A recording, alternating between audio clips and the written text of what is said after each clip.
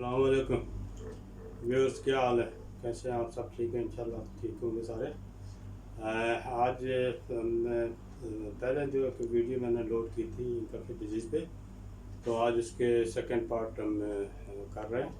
इंशाल्लाह you will get the information, आपको मालूमात भी मिलेगी और आप इंजॉय करेंगे। और पहले जो हमने वीडियो लोड की थी उसमें हमने 4 तरह के इन्फेक्शन बताए थे कि 4 तरह के जो इन्फेक्शन डिजीज़ होती है, 4 तरह के उसमें वायरस होते हैं, या 4 तरह के ऑर्गेनिजम्स होते हैं जिससे हमें बीमारियाँ फैलती हैं। और वो आज 4 हम डिस्कस करते हैं कि वन बाई वन कि 4 कौन सी है। तो लेटेस्ट बोर्ड पे देखते हैं कि बोर्ड पे आप सबसे पहले bacterial infection, number second is a viral infection, and number third is fungal infection, and number 4 is the parasitic infection. So ये 4 तरह के जो वायरस हैं या 4 तरह के जो ऑर्गेनिजम्स हैं, इससे बीमारियाँ फैलती हैं जो कि इन्फेक्शन डिजीज़ कहलाती हैं। और इन्हीं चारों में बहुत सारी ये 4 तरह के इन्फेक्शन हैं, ये 4 तरह के बैक्टीरिया हैं। तो इनसे जो है ना बहुत किस्म की बीमारियाँ फैलती हैं। तो चलें देखते हैं, आज एक एक करके सब में देखते हैं कि कौन सी बीमारियाँ होती हैं। तो सबसे पहले हम बैक्टीरियल इन्फेक्शन देखते हैं। बैक्टीरियल इन्फेक्शन में नाज़रीन सबसे पहले यह है कि फ्लू होता है। एंड फ्लू तो बहुत कॉमन है, सब लोगों को पता है फ्लू क्या है। और उसमें यह है कि नाक पर पड़नी शुरू हो जाती है और एलर्जी वगैरह होती है। तो इसमें इतनी ख़ास कोई ट्रीटमेंट की ज़रूरत नहीं होती है। 5 to 7 डेज़ खुद ब खुद रिकवर हो जाती है। ये मोस्टली मौसमों की तब्दीली की वजह से होता है, तो इसमें इतनी ट्रीटमेंट की ज़रूरत नहीं होती है। एंड नंबर 2 जो है वो निमोनिया है। निमोनिया नाज़रीन एक लाइफ थ्रेटन डिजीज़ है, मतलब जानलेवा बीमारी है कि ये अगर इसको प्रॉपर ट्रीट ना किया जाए तो फिर बहुत सारी और भी कॉम्प्लिकेशन होती है। तो इसमें यह है कि नंबर 1 कि ये सबसे पहले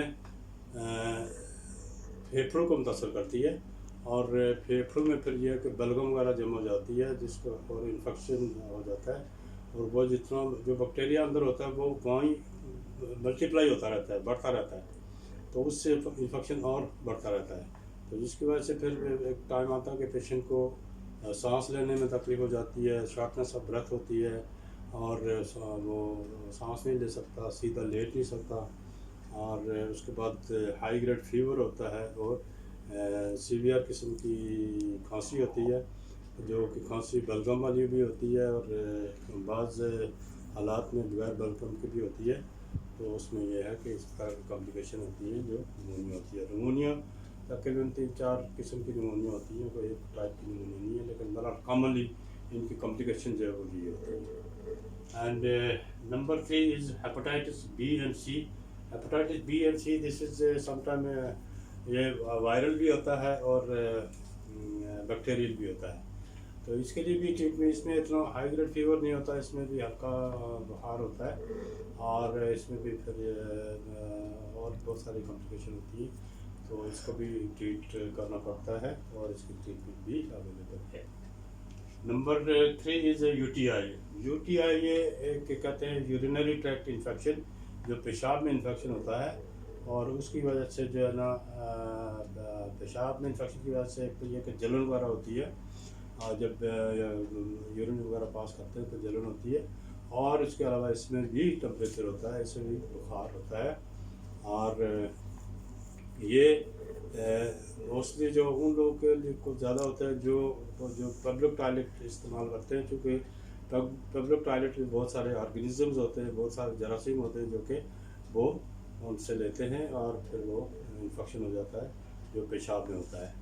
तो ये भी ट्रीटमेंट की ज़रूरत होती है, और इसको भी ट्रीट करना पड़ता है। तो मोस्टली अवॉइड करना चाहिए हम सबको कि जो भी पब्लिक टॉयलेट अगर हम इस्तेमाल करें तो हम बहुत एहतियात से यूज़ करें, इस्तेमाल करें, और उसके बाद ये कि हम प्रॉपरली हाइजीन का ख्याल रखें। تو یہ بیماری سے بچا جا سکتا ہے۔ تو نمبر 4 جو ہے وہ بروسیلوسس، یہ بھی ایک بیکٹیریا ہے جس کو بروسیلا کہتے ہیں۔ اس سے بھی جو ہے بخار ہوتا ہے اور ساری باڈی میں پین بھی ہوتا ہے، بخار بھی ہوتا ہے، اس کے بعد وزن وغیرہ بھی کم شروع ہو جاتا ہے اس سے، تو اس کے لیے بھی اس کو بھی ٹریٹ کرنے کی ضرورت ہوتی ہے۔ نمبر 5 از ڈینگی۔ ڈینگی ڈینگی یہ آپ سب لوگوں کو پتہ ہے، ڈینگی جو ہے وہ ایک ماسکیٹو سے پھیلتا ہے، ایک اسپیشل مچھر ہے جس سے ڈینگی پھیلتا ہے۔ تو یہ ڈینگی جو ہے یہ اس وقت جتنے بھی ڈیولپنگ کنٹریز ہیں اس میں زیادہ پایا جاتا ہے، اور جو ڈیولپ کنٹریز ہیں وہاں نہیں ہوتا زیادہ۔ تو ڈینگی کو بھی اس سے ایک تو یہ کہ سب سے زیادہ ضروری جو ہے اس کو ٹریٹمنٹ سے زیادہ ضروری ہے، اس سے بچنا چاہیے، اور بچنے کے آئندہ آنے والی ویڈیو میں ہم بتائیں گے کہ ان چیزوں سے کیسے بچا جا سکتا ہے۔ تو اس کے لیے بھی ٹریٹمنٹ کی ضرورت ہے۔ اس کے بعد 6 ملیریا۔ ملیریا بھی بہت کامن ہے، جو کہ بہت پہلے سے ہے، اور سب لوگوں کو تقریباً پتہ ہے اس ملیریا کے بارے میں۔ اس میں بھی ہائی گریڈ فیور ہوتا ہے، اور یہ بھی مچھر کے کاٹنے سے ہوتا ہے، اور جو کہ مچھر کے کاٹنے کی وجہ سے اس کا جو بیکٹیریا ہے وہ ہمارے جسم میں بلڈ اسٹریم میں چلا جاتا ہے، اور اس سے پھر بخار ہوتا ہے، اور ہائی گریڈ فیور ہوتا ہے، اور اس کے بعد شیورنگ ہوتی ہے، شیورنگ کے ساتھ بخار ہوتا ہے۔ تو اٹس مین کہ دس از اے ملیریا، اینڈ اس کو بھی ٹریٹ کرنے کی ضرورت ہوتی ہے۔ اینٹی ملیریل میڈیسن اویلیبل، تو اس سے ٹریٹ کیا جاتا ہے۔ اس کے بعد آگے آ جائیں ہرپس زوسٹر۔ ہرپس زوسٹر یہ بھی ایک اسکن ڈیزیز ہے، بٹ یہ اسکن ڈیزیز ایسی ہے کہ یہ کسی ایک جگہ کو ٹارگیٹ کرتی ہے، اور اس کو پھر وہ ڈیپ پہ پینیٹریٹ کرتی ہے، اس کے اسکن لیئر جتنی ہے، اس کے اسکن لیئر جو سب میں اس کو یہ پینیٹریٹ کرتی ہے، اور یہ سیویئر پین ہوتا ہے اس سے، اور بخار بھی سم ٹائم ہوتا ہے، لیکن موسٹلی پین زیادہ ہوتا ہے اس ایریے میں جس ایریے میں یہ ہرپس زوسٹر ہوتا ہے، اور باہر بھی اس کے جو ہے نا وہ دانے وغیرہ نکل جاتے ہیں، یا پھوڑے ٹائپ کی چیزیں ہوتی ہیں، تو اس کو مطلب اس کو یہ بیماری دوسرے کو بھی لگنے والی بیماری ہے۔ یہ کسی سے ٹچ ہو جائے، یا آپ کی جو بیمار آدمی ہے اس سے وہ ٹرانسمٹ ہوتی ہے دوسرے لوگوں میں، تو اس سے بھی بچنا چاہیے، اور اس کے لیے بھی ٹریٹمنٹ چاہیے۔ اس کے بعد ٹیٹنس سے ناظرین، یہ بہت ریئر بیماری ہے، اور یہ بیماری پہلے بہت ہوتی تھی، لیکن ابھی جو کم ہو گئی ہے، اور یہ جانوروں کے جو فضلہ ہے اس سے یہ پھیلتی ہے۔ تو اس میں بھی بڑی سیویئر کمپلیکیشن ہوتی ہیں۔ اس میں سب سے پہلے جو پیشنٹ جو ہوتا ہے، جو مریض ہے، اس کا جو مریض ہے وہ لائٹ سے ریئیکٹ کرتا ہے، اور لائٹ اس کے لیے جو ہے نا وہ بہت مطلب اس کو وہ اس سے اریٹیٹ ہوتا ہے لائٹ سے۔ تو اس کو ایسے مریض کو بالکل ڈارک کمرے میں، ڈارک روم میں رکھنا پڑتا ہے، اور وہیں اس کی ٹریٹ کرنا پڑتا ہے۔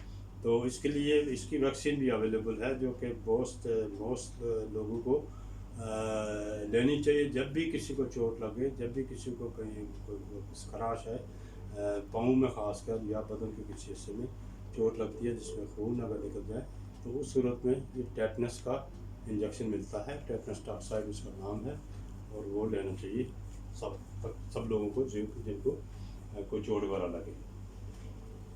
اس کے بعد آ جاتے ہیں ٹی بی پر۔ ٹی بی یہ بھی ایک بہت کامن ہے، اٹس ڈیولپنگ کنٹری میں still it is more common, and یہ بہت لوگوں کو ہوتی ہے، لیکن اس میں شروع میں کوئی سمٹم اتنے نہیں ہوتے، تو لیٹر آن اس کے سمٹم بھی ظاہر ہوتے ہیں۔ اس میں بھی لو گریڈ فیور ہوتا ہے، مطلب ہلکا بخار ہوتا ہے، اس کے بعد کھانسی ہوتی ہے، اور کھانسی کے بعد میں بلغم آتا ہے، جس بلغم میں کہ ہلکا خون بھی ہوتا ہے۔ تو اس سے بھی ایک تو یہ ہے کہ وزن کم ہوتا ہے، دوسرا جو مریض ہوتا ہے اس کو کھانے پینے کا دل نہیں کرتا ہے، وہ کھاتا پیتا نہیں ہے، اور اس سے بھی اس کا وزن جو ہے نا ڈے بائی ڈے کم ہونا شروع ہوتا ہے، اور باقی کسی بھی ٹریٹمنٹ سے وہ ٹھیک نہیں ہوتا جب تک کہ اس کو اینٹی ٹی بی ڈرگس نہ دی جائے۔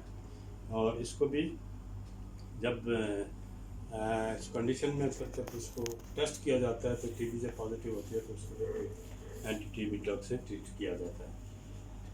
And the last one is typhoid. Typhoid fever ये भी बड़ा कॉमन है. ये बात कहते हैं कि जी वो मलेरिया बिगड़ के टाइफाइड हो जाता है और इस तरह की, हालांकि ये ऐसी बात नहीं होती है. मलेरिया अलग चीज़ है, टाइफाइड अलग है. तो टाइफाइड जो है ये मोस्टली पानी से फैलता है और गंदगी से फैलता है. इससे इसका जो बैक्टीरिया है वो गंदगी में पहुँच पाता है और उससे जब ये निकलता है, ये जब ह्यूमन बॉडी में चला जाता है तो फिर ये इसको इन्फेक्ट करता है बॉडी को, पूरी बॉडी को, और ये ब्लड स्ट्रीम में चला जाता है.